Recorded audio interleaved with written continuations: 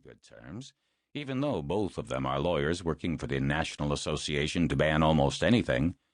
NABAA.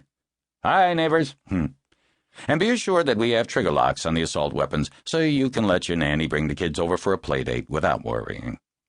Max Pappas, my young assistant, is also real, which is a good thing, since this book really would not be finished, or really even started, without Max's skills at research, organization, word processing, and diplomatically coaxing the author to put the cork back in breakfast and get to work.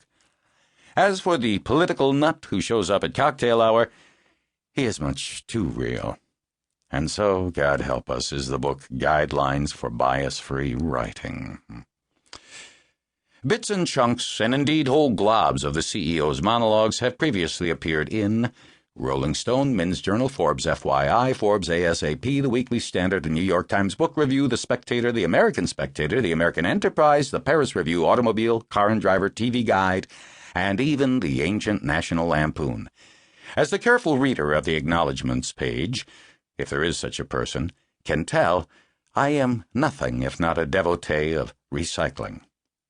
My thanks to these publications for their permission. I assume some more responsible type person than myself has requested it. Max, where are you? To reprint this material. Other soliloquies are drawn from a, surely misassigned, introduction to a men's journal book on sport, fitness, and pleasure travel, a letter to Elaine Kaufman on the occasion of a restaurant's 20th year in business, a monograph about theft of intellectual property, I'm an expert, written for the American Association of Publishers, and a preface to a 25th anniversary edition of Hunter S. Thompson's Fear and Loathing in Las Vegas, which Hunter rejected, saying that, while it was certainly a delightful commentary and he thoroughly enjoyed reading it, everything I said about his book was flat damn wrong. This is why literary criticism tends to concentrate on writers who are either dead or don't have the critic's phone number. I owe a debt of gratitude to Oliver Wendell Holmes, but he's not the only one. There's Jan Wenner, proprietor of Rolling Stone and Men's Journal, who has kept me in daily bread for half a generation, even though, for all I knew, Tupac Shakur was an Iranian artificial beverage sweetener. Bob Love, managing editor of Rolling Stone, who did the editorial lifting and carrying on most of the longer items in this book. Terry McDonald, who as editor of Men's Journal gave me my best essay assignments and who, even better, is the father of my godson Nick. And David E. Davis, Jr., former editor of Car and Driver and founder of Automobile, who got me started in automotive journalism back when a Hyundai was something you did after too many Budweisers. Thanks also to Bill Crystal, Fred Barnes, and Andy Ferguson at the Weekly Standard, Gene Jennings at Automobile, Sid Evans and David Willey at Men's Journal, Kim Goldstein at Rolling Stone, Patrick Cook and Thomas Jackson at Forbes FYI, Vladi Plushinsky at the American Spectator, Scott Walter at the American Enterprise.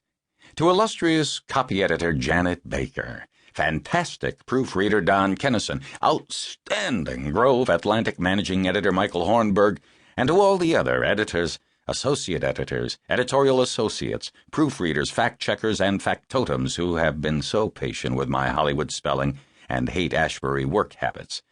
And a special double ration of thanks, with extra grog, goes to Christopher Buckley, editor of Forbes FYI, or Business Fun, as it's called herein. In Chapter 5, Chris's part of the dialogue, the funny part, is his own. So are most of the best lines in the rest of the blind, drunk, wine tasting, and in the Chapter 6, Who the F Are They section, which was, after a long lunch, Chris's idea. My wife also writes her own dialogue. This is why, my dear, I sometimes leave the room right in the middle of what you're saying. I'm not avoiding a discussion. I'm taking notes. As long as I'm making a general confession to pilferage, let me confess that I took the polo-playing Death's Memorial quilt from expert equestrian Molly Vogel and U.S. Airways Church of Christ from brilliant photographer James Kegley. Then there are those jokes that come from who knows where, and turn up in little bassinets on a humorist's doorstep, so to speak. The humorist is pretty sure he didn't physically produce these jests, but they're awfully cute, and he'd hate to leave them out in the cold. E.g., unauthorized autobiography is not